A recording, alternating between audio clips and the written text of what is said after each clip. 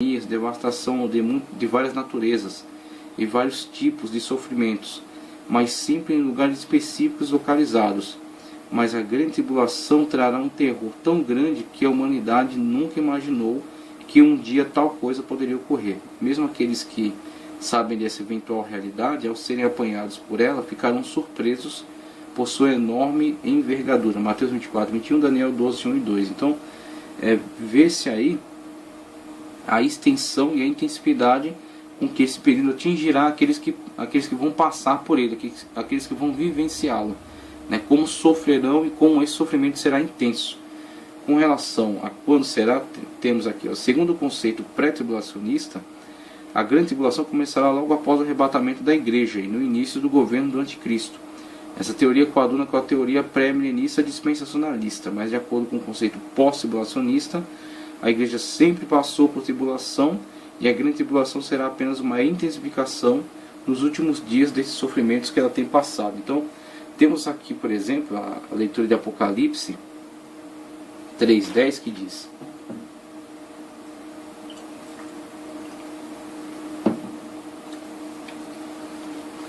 como guardaste a palavra da minha paciência, também eu te guardarei da hora da tentação que há de vir sobre todo o mundo, para tentar os que habitam sobre a terra. Veja só as características dessa fala, né? Como guardaste a palavra da minha paciência, ou seja, tiveste paciência, foste fiel, perseveraste e guardaste a minha palavra, guardaste a palavra da minha paciência. Então, em retribuição a esta ação, né, como uma atitude que está relacionada, que está condicionada a isso, né, como condicional a este modo de viver, guardando a palavra da paciência, ou seja, aguardando pela vinda do Senhor, não se frustrando diante da passagem do tempo, mas estando fiel a esta palavra, o que parte da igreja, boa parte da igreja, infelizmente, não tem conseguido se manter fiel. E Pedro, na sua carta, já na sua época,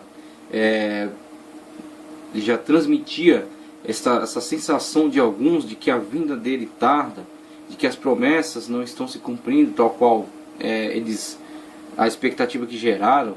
Mas Pedro diz que na verdade o Senhor não tarda, o Senhor dá mais oportunidade, dá mais tempo para que mais pessoas se salvem, para que ninguém se perca. Então Pedro aborda essa questão a partir da perspectiva de que Deus é misericordioso, e essa misericórdia de Deus quer estender a graça ao maior volume de pessoas possível, né, para que todos tenham oportunidade de se render a Cristo por meio da graça e serem salvos. Então Pedro aborda dessa forma. E da mesma forma a igreja atual precisa ter esta noção e precisa ter a consciência de que tem que guardar a palavra da paciência, ou seja, guardar a vinda do Senhor. Que a qualquer momento dar-se-á o evento chamado a vinda do Senhor, com a primeira etapa chamada arrebatamento. Então a qualquer momento a igreja será arrancada da terra, será arrebatada.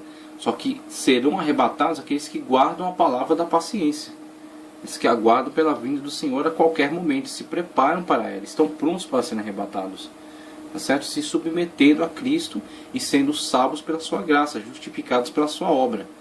Se não se rebelarem, se rebelarem contra ele, não estarão prontos. Então a igreja que está envolvida com o arrebatamento é a igreja que está guardando a palavra da paciência. Aí veja, nas cartas vemos uma característica muito interessante, porque dentre aquilo que é falado nas cartas, com relação às repreensões e aos elogios, ao final de cada carta, mesmo sendo igrejas que foram criticadas duramente pelo Senhor, como Laodiceia, mas são também igreja, tá certo? São também igreja. Então haverá um momento em que a igreja não estará na terra. Haverá um momento em que a igreja não participará das obras, por exemplo, do governo do anticristo. Que igreja? A igreja que, mesmo sendo criticada, se arrepende. Aquilo que ele aconselha à igreja de Laodiceia. Dentre os componentes da igreja de Laodiceia, mesmo a igreja não tendo sido elogiada por estar num estado crítico, que é o estado de muitos membros de igreja atual, que tem vivenciado uma fé falida, tem vivenciado um tipo de vida que não tem como o Senhor achar frutos nela, são árvores secas. Mas em relação a ela, a palavra de Cristo é uma palavra de correção, em vista de serem também incluído no grupo do povo arrebatado, no grupo do povo que será arrebatado. Então a intenção de Cristo é dirigir esta carta da mesma forma como tratou com os demais, tratar com Laodiceia também no sentido de se arrepender, tá certo? E ser incluído no grupo daqueles que serão arrebatados. Assim teremos muitos que, mesmo como que Laodiceia, mesmo sendo alvo de duras críticas, se arrependem e guardam a palavra da paciência de Cristo, estão no grupo daqueles que são arrebatados e livrados da tribulação. Tanto que, veja só, ao final de cada carta, veja como Cristo trata com eles. Apocalipse 2,7, para a igreja de Éfeso, Cristo diz: quem tem ouvidos, ouça o que o Espírito diz às igrejas. Ao que vencer, dar-lhe-ei de comer a árvore da árvore da vida, que está no meio do paraíso de Deus. A Esmirna, Cristo diz em Apocalipse 2,11: quem tem ouvidos, ouça o que o Espírito diz às igrejas. Preste atenção nessa afirmação. O que o Espírito diz às igrejas. O que vencer não receberá o dano da segunda morte. Para Pérgamo, em 2,17, Cristo diz: quem tem ouvidos, ouça o que o Espírito diz às igrejas. Ao que vencer, dar-lhe a comer do maná escondido, e dar-lhe uma pedra branca, e na pedra um novo nome escrito, o qual ninguém conhece senão aquele que o recebe. A igreja de Tiatira, em 2,29, também é dito: quem tem ouvidos, ouça o que o Espírito diz às igrejas. Bem como a Sardes, em Apocalipse 3,10: quem tem ouvidos, ouça o que o Espírito diz às igrejas. Filadélfia, também a mesma coisa, em Apocalipse 3,13: quem tem ouvidos, ouça o que o Espírito diz às igrejas. E aqui chegamos a Laodiceia, uma igreja que sofreu duras críticas, que na verdade não encontramos na sua carta algum elogio. Houveram simplesmente críticas. Por quê? Por causa do estado em que se encontrava. Era digno dessas críticas. Para quê? Para que possa conscientizar-se do sua falha, dos seus erros, e possa se consertar e estar incluída dentro do grupo de todos aqueles a quem Cristo, ao final, trouxe essa sentença: quem tem ouvidos, ouça o que o Espírito diz às igrejas. Também a igreja de Laodiceia, tá certo? Também a igreja de Laodiceia, que mesmo diante de tantas falhas, é a igreja de Cristo. Para quê? Para que esta igreja esteja envolvida no mesmo processo, esteja envolvida no mesmo grupo do qual pertencem as demais. Que grupo? O grupo das igrejas que são arrebatadas, o grupo da igreja, na verdade, o grupo da igreja arrebatada, porque mesmo com as suas distinções de características, são a igreja de Cristo, que está sendo tratada especificamente através dessas cartas. Então mesmo Laodiceia, somente recebendo críticas, ela é a igreja, e Cristo está buscando o quê? O conserto dela, para que junto com a totalidade daqueles que se encontram guardando a palavra da paciência, sejam livrados também da tribulação. E isso se concretiza quando nós vemos em Apocalipse 13, o governo do anticristo durante a grande tribulação. Apocalipse 13:9: se alguém tem ouvidos, ouça. Se alguém tem ouvidos, ouça. Ou seja, a igreja que se consertou com Cristo e que guardou a palavra da sua paciência, mesmo Laodiceia, tendo se convertido e tendo se arrependido, conforme Cristo orientou na carta, faz parte do grupo chamado a igreja. O Espírito é aquele que fala à igreja, que fala a elas. Para quê? Para que constitua o grupo daqueles que são arrebatados, guardam a palavra da paciência e são livrados da tribulação.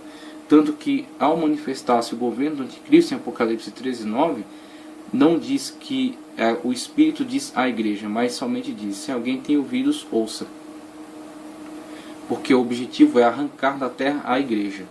Tá certo? Que a igreja seja arrebatada, a igreja seja tirada da terra com a subida do governo do anticristo e o estabelecimento do seu governo. Ficando, conforme a descrição que trouxemos, a tipologia, né? Ficando as espigas caídas, ficando os rabiscos, mas sobre eles vindo o Espírito Santo de Deus individualmente, os fortalecendo para suportar esse período. Mas a igreja tendo sido tirada da terra com a saída do Espírito Santo, tirado do meio aquele que o detém, o iníquo se manifestará. Manifestando-se o iníquo, ele perseguirá aqueles que ficarem da igreja. Os indivíduos que não tendo se arrependido de suas más obras e não estando guardando a palavra da paciência, sofrerão esse período. né, que serão visualizados futuramente como as almas que clamam, né, por justiça, por vingança da parte de Deus. Então vemos aí uma abordagem que mostra o grande propósito, o grande objetivo da igreja ser tirada da terra, ser livrada, né, da tribulação, por guardar a palavra da paciência, né, e ficando ao governo do anticristo se estabelecer, a igreja já está nas bodas do Cordeiro, juntamente com Cristo, tá certo? Quando será? Aqui já abordamos a questão do momento, né, do momento escatológico em que se dará o período da grande tribulação, e aqui fazemos uma abordagem dos textos de Daniel que também nos situam com relação à teoria da 70ª semana, tá certo? A abordagem teórica da interpretação da 70ª semana, situando o período da grande tribulação e dando a sua dimensão real. No caso, os 7 anos de grande tribulação, conforme a interpretação da 70ª semana de Daniel. Tempo de duração da grande tribulação. O tempo de duração da grande tribulação também tem sido objeto de debate. Alguns expositores acham que ela durará 7 anos, mas outros afirmam que durará 40 anos. E aí a abordagem da teoria dos 40 anos alguns respeitados teólogos pensam que a grande tribulação terá 40 anos e não 7, como pensam outros.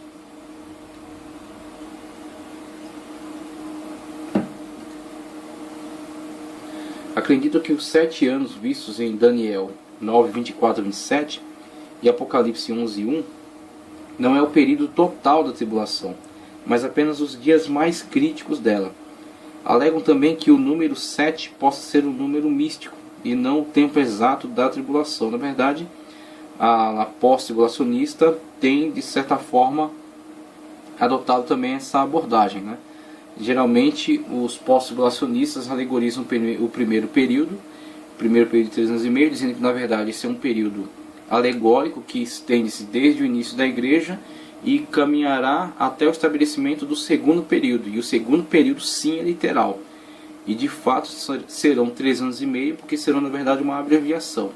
De tão intenso, né, que será de 3 anos e meio em vista de ser abreviado. Que os primeiros 3 anos e meio são na verdade uma abordagem alegórica de um período que se estende desde o início da igreja até quando vier, enfim, a intensificação da tribulação, chamada grande tribulação. Então temos a abordagem acerca dessa proposta, né, da teoria dos 40 anos. O número 40. Aqueles que defendem que a tribulação durará 40 anos baseiam-se no número 40, que é entendido como sendo um número bíblico simbólico místico. Exemplos. A chuva do dilúvio caiu por 40 dias. Israel foi provado 40 anos no deserto. Moisés esteve no monte 40 dias e 40 noites, quando recebeu os 10 mandamentos. A pregação de Jonas em Nínive durou 40 dias. Jesus foi tentado no deserto 40 dias. Apoiado nessas passagens bíblicas, entende que seria muito estranho se a maior provação de todas não durasse o tempo tradicional e espiritual, 40, que nesse caso seriam 40 anos. Então essa teoria, ela tenta fazer uma analogia dentre os usos que foram feitos para o número 40 ao longo da escritura, e principalmente o seu relacionamento com os períodos de tribulação, quer as chuvas do dilúvio, quer a peregrinação de Israel, ou a tentação de Cristo, e dizer que esta é uma indicação de que o período da grande tribulação também será de 40 anos. Todavia, durante esses momentos de tribulações, vamos colocar assim, esses momentos de aflições a que os personagens bíblicos foram expostos, quer por 40 dias, quer por 40 anos, no caso da peregrinação de Israel, dentro deles, né, na própria narrativa deles, não indica que eles têm um reflexo escatológico, um reflexo futuro, que eles tenham alguma significação para o futuro, para um período escatológico. O que não pode se dizer em relação à teoria dos 7 anos, que é baseada na 70ª semana de Daniel. Então, quando os personagens vivenciaram, quer 40 dias, como Jonas pregou em Nínive, como Cristo foi tentado no deserto, quer 40 anos, quando o povo peregrinou pelo deserto de Sinai, dentro das suas narrativas não houve nenhuma indicação de que aquilo era um reflexo para um período escatológico. Aquilo foi vivenciado e acabou. Então o personagem passou por essa aflição, por esse período,